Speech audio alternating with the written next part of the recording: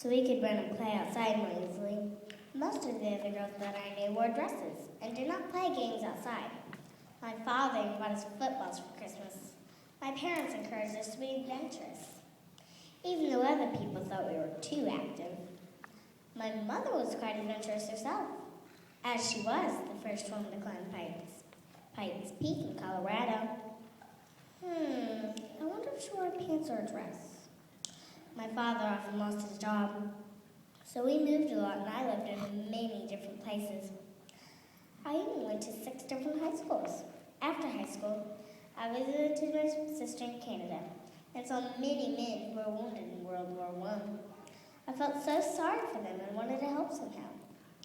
So I stayed in Canada and worked as a nurse's aide. Many of the soldiers that I helped were pilots, and I listened to their stories of flying. My family had to move again, and I decided to go with them to Los Angeles. In sunny California, my father took me to my first air show. Airplanes or flying machines were very unusual at this time, and people were fascinated. After my first air show, I paid $1 to fly to Los Angeles for 10 minutes. And it was at that time I knew I had to fly. I got a job so I could start taking flying lessons. One time I invited my father and sister to an air show. I didn't even tell them I was performing in the show. In 1927, the first man, Charles Lindbergh, flew over the Atlantic Ocean.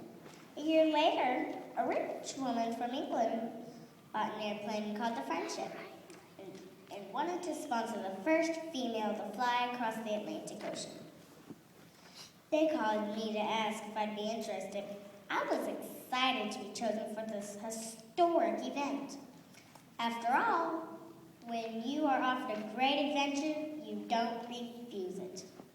I didn't actually fly this plane. I just rode as a passenger with 2 other male pilots. But as soon as we landed, I became an instant celebrity.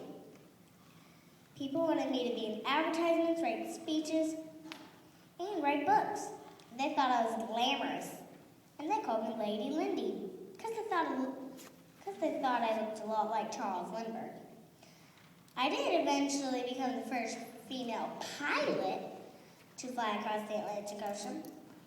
I actually had to make an emergency landing in a farm field in Ireland. You should have seen how surprised the farmer and his family was when a girl crawled out of the cockpit.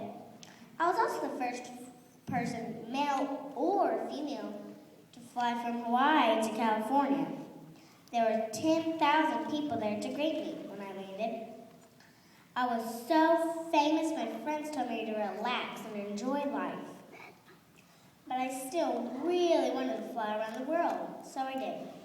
I was almost home and we had to stop and refuel at Howland Island, off the coast of New Guinea. The island was only 1 mile wide, and although we were in the air for 21 hours, we never made it there. My disappearance was a great mystery that people today are still trying to figure out.